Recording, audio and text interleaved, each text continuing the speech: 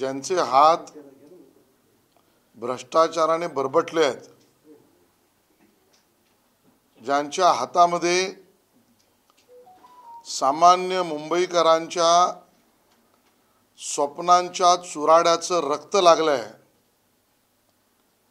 आणि ज्यांच्या हातामध्ये सामान्य माणसाने बँकेत जमा केलेल्या पैशाची काळोखी लागली आहे, अशा लोकांना म्हणजेच शिवसेनेच्या लोकांना असे आरोप करण्याचा अधिकार नाही। ज्या पद्धतीने कालपासून तमाशा चाललाय, जणू काही कोणीतरी युद्धावर चाललाय। हे सगळं प्रकरण संपूर्ण मुंबई आणि महाराष्ट्राला माहित आहे। दुर्दैव आहे, एक पक्षाचा खासदार, एका वृत्तपत्राचा संपादक आणि एका शिवसेनेसारख्या पक्षाचा नेता या भ्रष्टाचारात बरबटलाय। प्रकरण समजून घ्या। 47 एकरची राज्य सरकारच्या अंतर्गत असलेल्या म्हाडाची स्वतःच्या मालकीची जागा, ती गोरेगावला, त्या गोरेगावच्या 47 एकरवर 672 मराठी कुटुंब राहत होती। त्यांच्या घराची दुरावस्था, घरं पडायला लागली, कुटुंब वाढायला लागली। मराठी माणसाची अपेक्षा होती, आमचं घर आम्हाला पुनर्विकसित करून द्या। त्या पत्राचाळमधल्या पुनर्विकासासाठी अपेक्षित असलेल्या 672 धारकांच्या पुनर्विकासाचा प्रस्ताव पहिल्यांदा निपुण ठक्कर आणि नंतर गुरु आशिष कन्स्ट्रक्शन कंपनीने विकत घेतला। वायदा काय होता? या 672 मराठी कुटुंबांना 700 फुटाच्या दरम्यानचं घर तिथेच गोरेगावमध्ये पुनर्विकसित करून द्यायचं। कधी झाला होता वायदा? 2007-8 ला। त्या 2007-8च्या वायद्याची परिपूर्तता 2022 पर्यंत झालेली नाहीये। प्रोजेक्ट ज्या गुरु आशिष कंपनीने घेतला, त्यात कोण कोण आहेत? बँक घोटाळ्यातला राकेश वाधवान आणि त्याचा मुलगा सारंग वाधवान, आणि त्यांचा तिसरा पार्टनर कोण?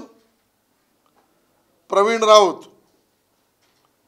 या तिघांनी 45 कोटीमध्ये आम्ही पुनर्विकास करू असं सांगून 47 एकरचा प्रस्ताव ठक्कर नावाच्या बिल्डरकडून घेतला 2007-8 ला, आणि त्यानंतर थेट 2010 ते 14 पर्यंत पुनर्विकास तर केलाच नाही। त्या मराठी माणसांच्या स्वप्नाचा खून केला आणि त्यातनं निर्माण होणारा प्रोत्साहनात्मक FSI आणि विक्रीचा FSI, या दोन्ही FSIची विक्री पुनर्विकासाविना खाजगी अन्य लोकांना विकला। कसं काय विकला? पुनर्विकासाच्या घराचं काय? आणि मग जे कायद्यात बसूच शकत नाही, this is a classic case, ही व्हाईट कॉलर क्राईमची, लोकांचं स्वप्न उजळण्याची, लोकांच्या मराठी माणसांच्या स्वप्नाचा खून करण्याची हे उदाहरण आहे। 672 लोक गेली ट्रान्झिट कॅम्पमध्ये, जागेची मालकी म्हाडाची, विकला कोणी? प्रवीण राऊत आणि वाधवांनी, आणि ते विकून त्यातनं 1039 कोटी रुपये सरकारचा तोटा केला, घाटा केला. 1039 रुपयाचा स्वतःचा फायदा केला. ते कमी होतं की काय? म्हणून या पुनर्विकासामध्ये याच महाशयांनी वाधवान आणि प्रवीण राऊत यांनी एक ट्राय पार्टी ॲग्रीमेंट केलं होतं सरकारबरोबर. ते सरकारबरोबरचं ट्राय पार्टी ॲग्रीमेंट विकासक सरकार म्हणजे म्हाडा आणि नागरिक राहणारे यांच्यात होतं. तिसऱ्या कोणालाही ते विकता येणार नाही. स्पष्ट होतं. संजय राऊतांचा रोल इथेच येतो. ज्या वेळेला 2011ला प्रवीण राऊत या 672 लोकांना खाली करणं आणि त्याच वेळेला म्हाडाला मिसरिप्रेझेंट करून खाजगी विकासकाच्या बिल्डिंगला विकास करण्याच्या परवानग्या मिळवणं, यासाठी एका बाजूला मनी पॉवर आणि दुसऱ्या बाजूला लोकांना, मराठी माणसाला खाली करण्यासाठीची मसल पॉवर. या मनी पॉवर आणि मसल पॉवरचा गुन्हेगार संजय राऊत हे आहेत. प्रवीण राऊत आणि संजय राऊत यांचा लागबांध आहे. म्हाडाची तक्रार आहे. म्हाडाने केलेली तक्रार 13 मार्च 2018 आहे. 2018 ईडीने तर ECIR खोललाय. तो त्यानंतर जवळजवळ 2 वर्षांनंतर 2021ला, खरं तर 3 वर्षांनंतर 18ला EOW ने केस रजिस्टर केली. 21ला ईडीने ECIR खोलला आणि मग त्याच्यात कमी अजून गुन्हा वाटला की काय म्हणून त्याच गोरेगावच्या सेल कॉम्पोनंट मध्ये विक्रीच्या भागामध्ये या गुरु आशिषने एक नवीन प्रकल्प विक्रीचा घोषित केला, मिडोज. आणि या मिडोज मध्ये आम्ही अमुक अमुक रेटला फ्लॅट विकतोय, ज्यांना घ्यायचे त्यांनी या. अहो, त्या पुनर्विकासात 672 लोकांचं काय ते जाऊ द्या. नवीन अजून त्या मिडोज मध्ये त्या ठिकाणी 138 कोटी रुपये चे फ्लॅट विकून तेही घेतले. म्हणजे FSI विकला 1039 कोटीचा, मिडोज मध्ये फ्लॅट विकले 138 कोटीचे. आणि केवढा व्हाईट कॉलर क्राईम आहे बघा. हे 1039 कोटी रुपये जे बँकेत आले गुरु आशिषच्या, त्या बँकेतून ते पैसे ह्या वाधवान नावाच्या आरोपीने प्रवीण राऊतांनी वेगवेगळ्या बँकेमध्ये सायफन केले, डायव्हर्ट केले, पळवले. ते पैसे हा प्रोजेक्ट पूर्ण करण्यासाठी होते किंवा वापरले असते तर बरे झाले असते. पैसे वेगवेगळ्या बँकेत पळवले. त्यातले काही पैसे 100 कोटीच्या वर हे प्रवीण राऊत यांच्याकडे आले. प्रवीण राऊत यांनी त्यातले काही पैसे थेट डायरेक्ट 1 करोडच्या वर, 1,60,00,000 वगैरे हे संजय राऊत यांना दिले. का दिले? संजय राऊत म्हणतात माझा त्यांचा परिचय 2012-13चा. संजय राऊत आणि प्रवीण राऊत चौकशीमध्ये सांगतात माझा परिचय 2012-13चा. पण संजय राऊत यांच्या पत्नी वर्षा राऊत यांच्या अकाउंटवर पैसे येतात 2009 आणि 10ला, 2010 आणि 11ला, 2011 आणि 12ला.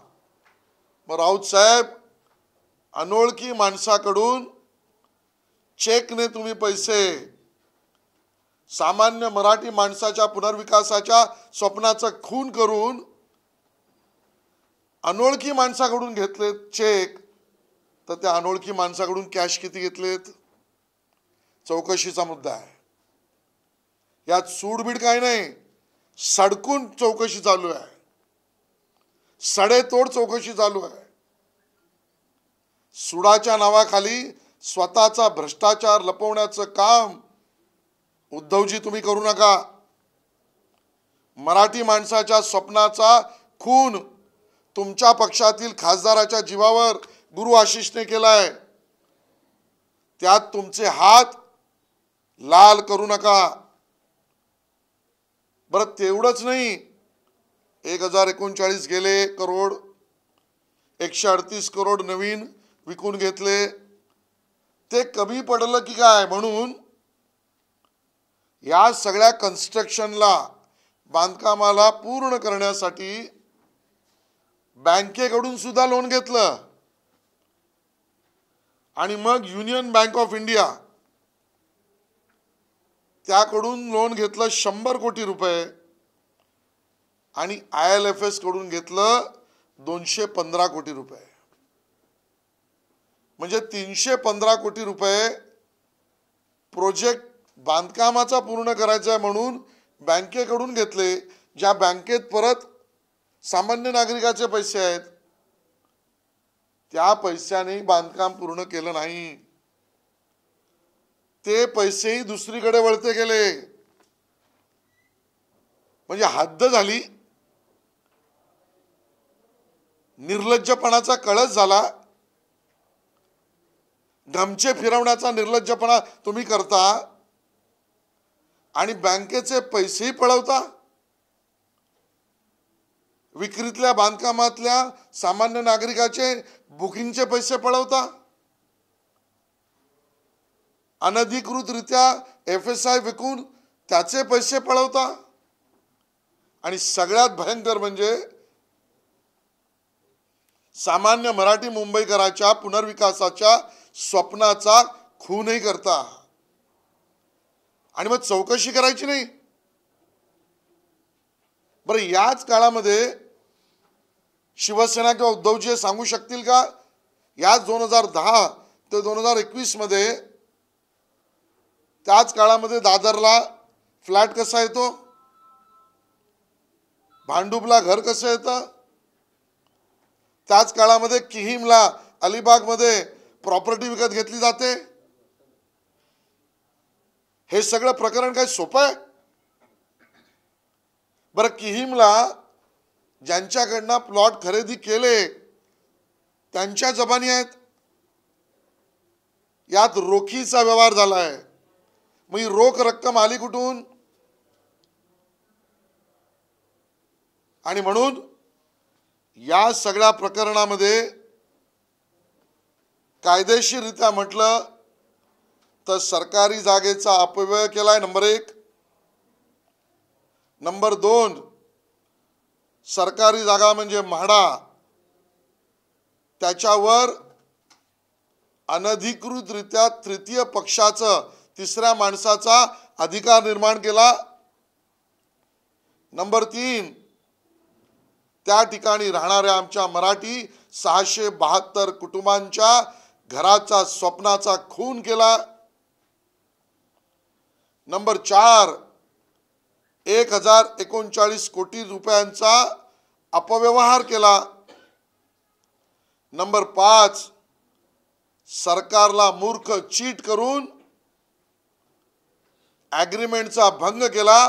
त्यात संजय राऊत यांच्या मनी आणि मसल पॉवरचा उपयोग केला. नंबर 6, 672 लोकांना खाली करताना जी मसल पॉवर प्रवीण राऊत यांनी वापरली त्याचं समर्थन, बळ आणि उत्पत्ती शिवसेनेच्या संजय राऊतांच्या ताकदीवर होती.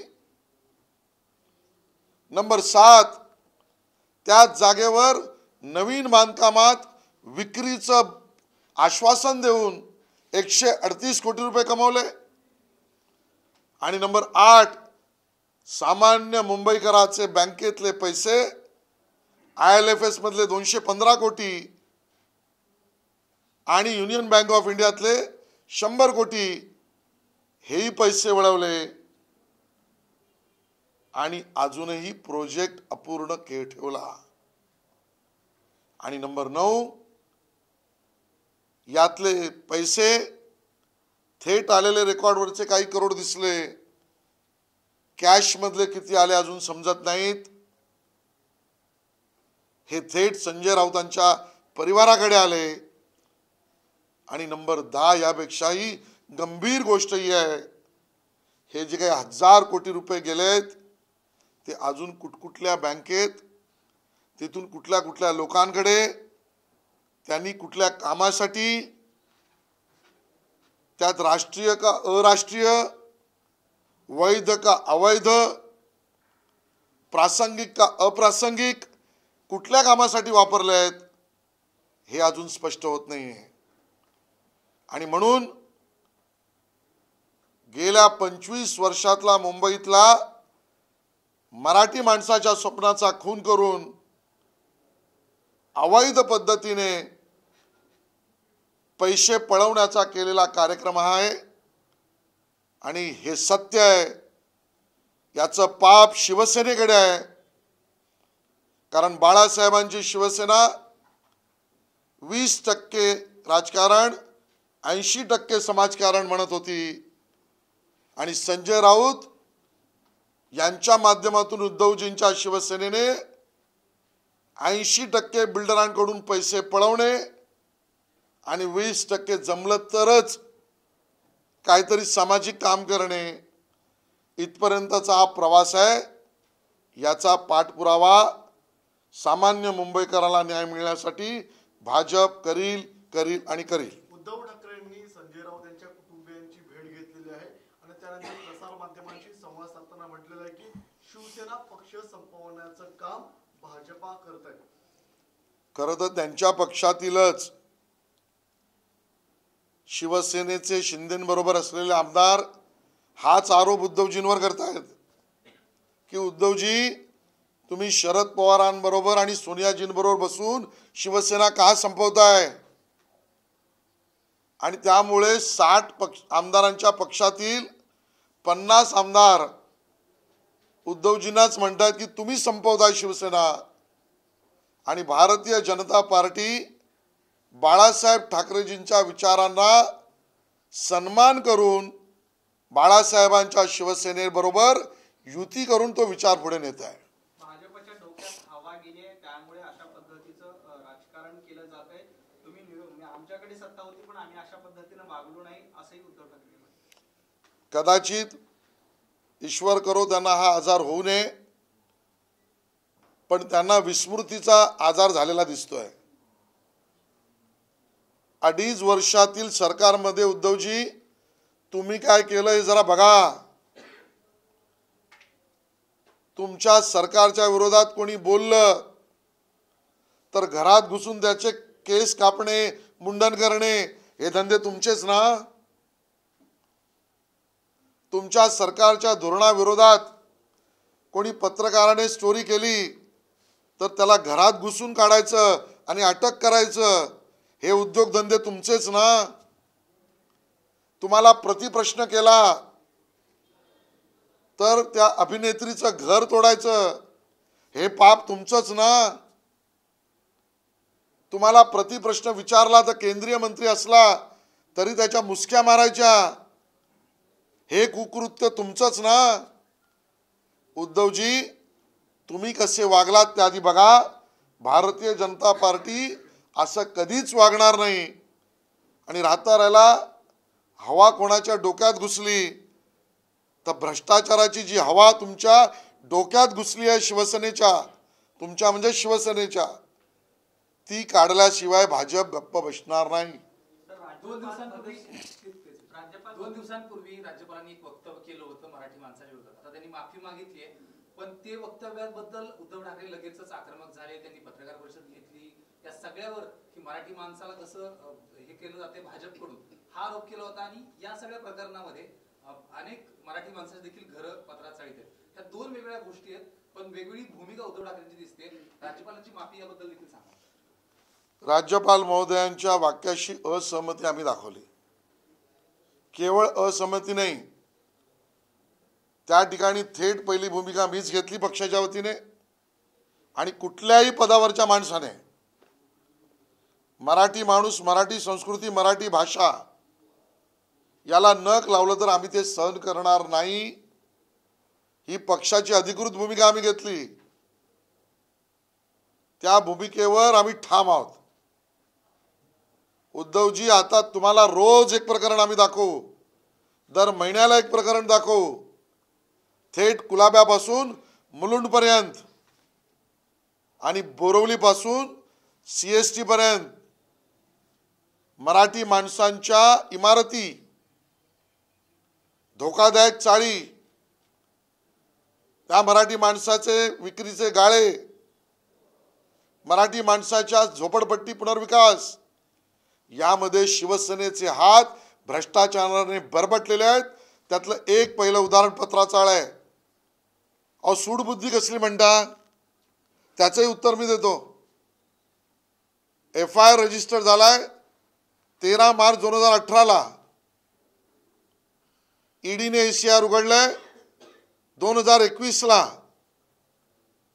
3 वर्षाच्या चौकशीनंतर ईडीने प्रकरण घेतलं. ही सूडबुद्धी. बरं, 2019 पासून 2021 पर्यंत तुमचं सरकार होतं. ज्या EOWच्या FIR मधून गुन्ह्यातून ईडीचे पर्यंत प्रकरण गेलं, तुम्ही काय त्याला लोणचं लावत होतात? त्या काळामध्ये मग संजय राऊतांना अडकवण्यासाठी ते प्रकरण तुम्ही जिवंत ठेवलं होतं. आणि त्यामुळे सूडबुद्धी नाही, ही सडकूंची चौकशी आहे, सडेतोड भूमिका आहे. आणि मराठी माणसाच्या स्वप्नाच्या, घरातल्या स्वप्नाचा खून मुंबईत शिवसेनेने केलाय, उद्धवजींच्या शिवसेनेने केलाय. आम्ही प्रकरण उजेडात आणणार. फडणवीस सरकारच्या काळात या सगळ्या प्रोजेक्टची चौकशी लावण्यात आली होती. काही अधिकाऱ्यांवर देखील कारवाई झाली होती अशी एक माहिती आहे. मात्र या 2.5 वर्षात तिथं रखडलेल्या परवानग्या असतील, तिथले NOCs वगैरे, हे खूप फास्ट देण्यात आलं असं वाटतंय. मागच्या 2-2.5 वर्षातच सगळी गोष्टी. आज मी सगळ्या गोष्टी सांगणार नाही. माझं आवाहन आहे, उद्धवजी, तुम्ही किंवा तुमच्या कुठल्याही नेत्याने मी जे आज 9 आरोप केले आहेत त्याचं एक एक करून उत्तर द्यावं. आणि ते ज्या वेळेला कमी पडतील त्या अजून 10 गोष्टी या प्रकरणातल्या आम्ही समोर आणू. Sir, there are 672 affected families. I mean, do you have any plan to help them or maybe rehabilitate them? They are still waiting for their rent and the house. मैं हिंदी में स्पष्ट करता हूं. कल परसों से जो तमाशा चल रहा है, मानो कोई युद्ध पर जाकर देश के लिए लड़ रहा है, इस तरीके से तमाशा और नौटंकी शिवसेना के लोग और संजय राउत जी कर रहे हैं. ये जनता को मूर्ख समझते हैं क्या? हमारा इनको सवाल है. ये पूरा क्राइम, ये बहुत बड़ा संगीन क्राइम है. इस गुनाह को, क्राइम को समझना बहुत आवश्यक है.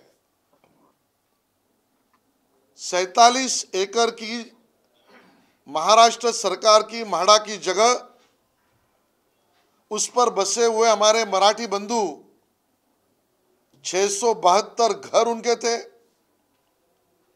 कल्पना ये थी, वायदा ये था, ये 672 घरों में बसे हुए मराठी व्यक्तियों का घरों का पुनर्विकास होगा और उस पुनर्विकास, रीडेवलपमेंट को सुविधा मिले, इसके लिए सरकार इंसेंटिव FSI देगी और सेल कंपोनेंट होगा.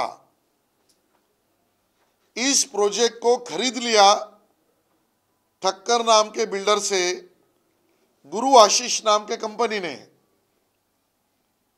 ये गुरु आशीष ने 672 मराठी हमारे जो परिवार थे, जिनका सपना खुद का घर गोरेगांव में वहीं पर 700 स्क्वायर फीट का मिले, ये 2007-8 का सपना पूरा करना था 2022 तक, अब नहीं हुआ है. ये गुरु आशीष कंपनी वाले आए. इस कंपनी के डायरेक्टर कौन है? बैंक फ्रॉड का आरोपी राकेश वधावन, उसका बेटा सारंग वधावन, और इनका तीसरा साथी संजय राउत का दोस्त प्रवीण राउत, ये तीनों ने 672 मराठी परिवारों का सपना पूरा करना था, लेकिन शिवसेना ने और इन्होंने मिलकर उनके सपनों का खून कर दिया। रीडेवलपमेंट तो बाजू में रह गया, लेकिन उसी प्लॉट पर सेल का एफएसआई अन्य लोगों को बेचकर 1039 करोड़ रुपया इन्होंने नगद में कमाया और वो बैंक में ट्रांसफर हो गया। अरे लेकिन मूल रहवासियों का घरों का क्या? कुछ नहीं, अता पता नहीं। 1039 करोड़ बिल्डर को मिल गया, जिसमें गुरु आशीष में प्रवीण राउत भी है। वो कम था, इसके लिए उधर ही हम नया सेल की बिल्डिंग बना रहे हैं जिसका नाम मिडोज टावर।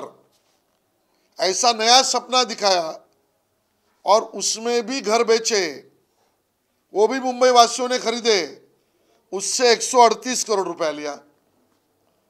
1000 करोड़ रुपए तो गया, 138 करोड़ रुपया घर बेचने का सपना देखकर सेल कंपोनेंट का भी भगा लिया। ये भी कम था, इसके लिए इस पूरे कंस्ट्रक्शन के प्रोजेक्ट को हम पूरा करेंगे, ऐसा गुरु आशीष कंपनी ने कहा और उसके लिए बैंक से लोन लिया।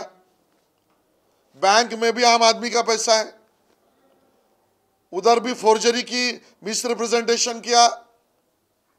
यूनियन बैंक ऑफ इंडिया से 100 करोड़ लिया, IL&FS से 215 करोड़ रुपए लिया और इस 315 करोड़ से ये मेरे 672 गरीब मराठी परिवारों का सपना पूरा होता तो कुछ कहते, लेकिन वो भी नहीं।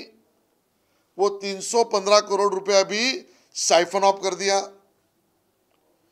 बैंक को फ्रॉड किया, प्रोस्पेक्टिव कंज्यूमर को, प्रोस्पेक्टिव बायर को भी फ्रॉड किया, वहां रहने वाले मराठी आदमी को भी चीट किया और ये पैसा उसमें से 100 से ज्यादा करोड़ रुपया प्रवीण राउत के अकाउंट में आया, इन्वेस्टिगेशन में आया है। और उस 100 करोड़ में से 1 करोड़ से ज्यादा का अमाउंट चेक से संजय राउत के अकाउंट में आया। क्यों आया? गुरु आशीष से संजय राउत तुम्हारा संबंध क्या है? 1000 करोड़ में से जो आपको 1.5 करोड़ आया वो क्यों आया? सवाल का जवाब शिवसेना को और उद्धव जी को देना पड़ेगा। बैंक को फ्रॉड किया, यह संजय राउत जी आपको पता था, आपने छुपाया क्यों? म्हाडा का एग्रीमेंट, सरकारी महाराष्ट्र सरकार का एग्रीमेंट स्वयं स्पष्ट था। वो निवासी लोग, डेवलपर और म्हाडा कि यहां पर थर्ड राइट क्रिएट नहीं होगा, फिर भी म्हाडा से परमिशन मिस रिप्रेजेंट करके सांसद इस नाते प्रवीण राउत को मदद करने में संजय राउत का हाथ क्यों था? वहां पर जो 672 लोग बसे हुए थे मराठी परिवार, उनको वहां से निकालने के लिए मसल पावर का उपयोग प्रवीण राउत ने किसके जान पर किया? पॉलिटिकल सपोर्ट किसका था? संजय राउत उसका जवाब दे, शिवसेना उसका जवाब दे। और वो लोग आज भी 2022 तक मेरे मराठी परिवार के 672 लोग अभी भी ट्रांजिट कैंप में हैं। पहले 3 साल रेंट मिला, उसके बाद रेंट भी नहीं मिला, ना घर मिला ना रेंट मिला। लेकिन राउत साहब, आपके दोस्त और आपके मित्रों को 1039 करोड़ मिला। और इसी दरमियान संजय राउत जी इन्वेस्टिगेशन में कहते हैं, मैं प्रवीण राउत को 2012-13 को जानता हूं। झूठ बोलने की हद हो गई। 2012-13 को आप संजय राउत जी को जानते हैं, फिर 2009-10 में संजय राउत जी आपके पत्नी के अकाउंट पर 50 लाख कैसे आ गया? वही प्रवीण राउत के अकाउंट से आ गया। 2011-12 में और पैसा आ गया। बिना पहचान वाले व्यक्ति से मराठी आदमी के सपने का खून करके आपके अकाउंट पर पैसा आता है, ये कौन सी राजनीति आपकी है? क्या संजय राउत जी और शिवसेना जवाब दे सकते हैं? उसी 2014 से अब तक, 2010 से अब तक, इसी दरम्यान में राउत साहब आपने दादर में फ्लैट लिया, वो 672 मराठी आदमी तो बाहर, आपका दादर में फ्लैट हो गया। आपने भांडुप में भी जगह खरीद ली, आपके आंखों में आंसू नहीं आए, वो 672 लोग बाहर हैं। आपको ठंडी समंदर की हवा चाहिए थी तो आपने किहिम में प्लॉट ले लिए, अलीबाग में, वो मराठी आदमी बेघर, अलीबाग में आपके प्लॉट, वो मराठी आदमी का घर का सपना टूट गया, आपका दादर और भांडुप में घर। उद्धव जी, आपकी शिवसेना और संजय राउत का इसमें सीधा सीधा हाथ है, जवाब आपको देना पड़ेगा। और इस तरीके के भ्रष्टाचार की अगर इंक्वायरी होती है तो ये खुन्नस नहीं है, ये कानूनन तरीके से हो रही है। और भारतीय जनता पार्टी हर उस मराठी आदमी के सपने की पूरे होने की लड़ाई में उसका साथ देगी। संजय राऊत यांच्या विधानांमुळे त्यांच्यावर सुरवृत्ती केली जाते, अशी अनेक विधानं त्यांना भावलीत का? म्हणजे कारण त्यांनी असं म्हटले होते की मोदी शाह मला बघून रस्ता बदलतात किंवा ही सगळ्या गोष्टी लक्षात ठेवून केंद्राने कारवाई केली, अशी एक वारंवार चर्चा आहे। रस्त्याची चर्चा करायची आहे ते खरं आहे। संजय राऊत, उद्धवजी आणि शिवसेना, तुमचा रस्ता बरबटलेला भ्रष्टाचाराचा, मैं रोज खाऊंगा और रोज खाऊंगा भी, तुमचा रस्ता मराठी माणसाच्या स्वप्नाला भंग करणारा, तुमचा रस्ता दोन्ही हातांनी खाऊन मागच्या बाजूने साफ करायचा, मोदी शांचा आणि भाजपचा रस्ता तो असूच शकत नाही। आणि आज हेही स्पष्ट करतो, तुम्ही विरोधात बोलतायत 2014 पासून, उद्धवजी, शिवसेना आणि संजय राऊत 2014 पासून तुमचे टोमणे, बोलणे, अग्रलेख लिहिणे, असंबंध बोलणे, बिलो दी बेल्ट बोलणे, हे सगळं भाजपने पचवलंय। 2.5 वर्षात तुम्हाला अपचन झालं होतं, केवळ प्रश्न विचारले तर। आणि त्यामुळे 14 पासून 2021 ला ही केस ECR खोलेपर्यंत 7 वर्ष तुम्ही बोलत होतात। आता 7 वर्ष बोलल्यावर 7.5 कायदेशीर लागली आहे। आणखी एक आरोप असा केला जातो की भाजप किंवा केंद्रीय यंत्रणांकडून सिलेक्टिव्ह लोकांना वरच कारवाई होते, म्हणजे यामिनी जाधववर अशा पद्धतीची कारवाई होणार का, प्रताप सरनाईक यांच्यावर अशा पद्धतीची कारवाई होणार का, किंवा याआधी भाजपात आलेले नारायण राणे असतील यांच्यावर पण ईडीचे आरोप झाले होते, त्यांच्यावर मात्र कारवाई होत नाही, असा आरोप। उलट आहे, या चौकशीमधले प्रताप सरनाईक त्यावेळेचे, त्यांना कोर्टाने स्टे दिला। या प्रकरणात अन्य जे कोर्टात गेले असतील, या म्हणजे अशा प्रकरणात त्यांना कोर्टाकडनं त्यांनी त्यांची भूमिका मांडली। ज्यांना कोर्टासमोर मांडायला भूमिका नाहीत, ज्यांना न्यायालयासमोर जाण्यासाठीचे स्वच्छ हात नाहीत, त्यांना राजकीय भाष्य करून पळण्याचा हा मार्ग आहे। अशी आता काही वेळापूर्वी राज्यपालांनी त्या वक्तव्याबद्दल माफी मागितली आहे, जाहीरपणे त्यांनी त्याचं पत्र देखील काढले की मी हेतुपुरस्सर बोललो नाही, कौतुकास्पद बोलायला गेलो त्याचा विपर्यास झाला, पण त्यांनी जाहीर माफी मागितली, त्याबद्दल देखील नाही, मी ते वाचलेली नाहीये। आणि त्यामुळे राज्यपालांच्या पदावर बसलेल्या व्यक्तीच्या बाबत स्वतः न वाचता त्याच्यावर प्रतिक्रिया देणं मला योग्य वाटत नाही। सर, ये 672 परिवारों के लिए क्या किया जा सकता है? 672 परिवारों का ट्राई पार्टी एग्रीमेंट गुरु आशीष इन्होंने जो भंग किया वो संजय राउत जी के मसल और मनी पावर पर। आज उस ट्राई पार्टी एग्रीमेंट को जीवित करके इन स्टिपुलेटेड टाइम उनका पहला घर बना के देने की योजना, इसकी मुहूर्त देवेंद्र जी ने शुरू की थी। अब वापस एकनाथ शिंदे जी और देवेंद्र जी आने वाले 1.5 साल में उनका घर बना के देंगे, इस प्रकार का काम चालू है। धन्यवाद। विचारा। मागच्या अनेक वर्षांपासून हा प्रकल्प रखडला, मात्र या सगळ्या भ्रष्टाचाराचा फटका जो आहे तो तिथल्या स्थानिक रहिवाशांना बसतोय. हे खरं आहे. 600 लोक आहेत.